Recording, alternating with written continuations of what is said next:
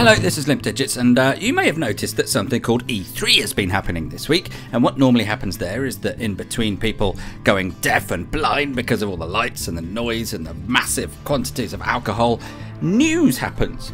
With our particular penchant for Android games, we thought we'd have a look at what's emerged from E3 concerning Android consoles. Now, it's fair to say there's a few more players in the game since we last looked at this, so to recap who wants your money for their mini console, we have the original Kickstarter darling Ouya, then GameStick from PlayJam, Nvidia's brutish handheld called Shield, GamePop from BlueStacks, and finally a new kid on the block in the form of M.O.J.O from gaming accessory outfit Catz. Let's take a quick look at what all 5 of these machines have been doing at E3 this week.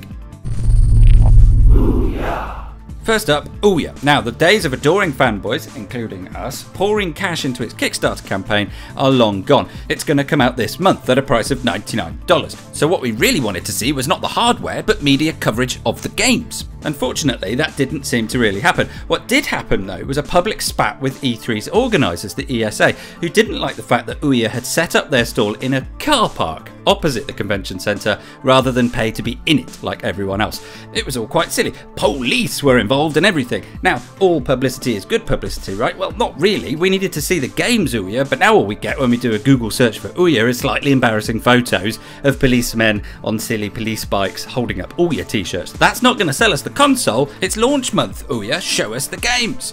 Not the best E3 on the whole for Ouya. PlayJam are hoping their neat little GameStick will trump Ouya's hand when it launches in early July, so not too far away now. It'll be cheaper than Ouya for starters at $79.99 and certainly more portable. You can fit this baby in your pocket. It'll be slightly less powerful than Ouya though, but should be able to handle most of the games on the Android market in full HD on your telly. It'll launch with around 100 games or so that's a bit less than Ouya are telling us. They've got 150 or so as it stands. We were hoping to see more at E3, but they weren't even in a car park. They weren't even there at all, so we didn't. We did get this trailer though, which is, it's a nice trailer, so that's something. 1-0 GameStick. Follow the link in the description to go and watch the full thing.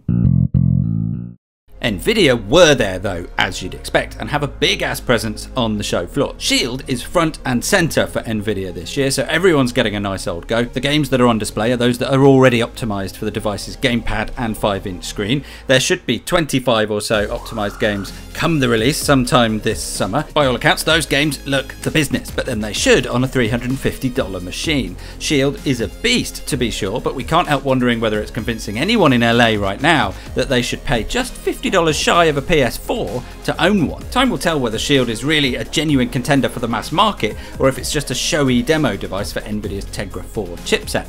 Not that we really care, of course. We're not in North America and Nvidia isn't selling it to anyone outside of North America, so whatever. GamePop is an interesting one. It's from BlueStacks, a company that's better known for software that allows you to play mobile games on your PC, and there's not much to know about it yet. We do know it will be a subscription thing, so you'll pay a monthly Netflix-style fee to access tons of content, 500 games they say, and if you order now, you'll get the console and a controller for free. E3 formed the backdrop for an announcement that it will include iOS games as well as Android ones, which is quite a disruptive piece of news if you're any of the other folks duking it out in the mini console arena. It's not slated to come out until the end of 2013 though, so there's going to be plenty more news to come on this over the coming weeks and months. Right now, honestly, we don't really know anything. Last but certainly not least is Catz's newly announced Android console called M.O.J.O. We think that's how you say it because there are full stops between the letters. Some people might pronounce it Mojo, but we think we've got it right. Anyway, we don't know what the acronym stands for and we don't really know much else either. They tell us it will be the most powerful Android console when it launches towards the end of the year, but they haven't given us any tech specs. We know that it's part of the GameSmart range from Catz, which is a bunch of wireless peripherals for mobile gaming. We also know it will run stock Android, so all your existing games will work without having to pay for them again. But really, there's no release date, no specs, no real information, but it does look quite nice. So we now have a 5-way Super Smash style brawl going on in the Android console space. GameStick and Ouya will be launching very soon, shortly followed by Shield. By the end of the year, you'd think one of these bad boys will have hit a home run. We're looking forward to finding out which one it will be. This moment of fire.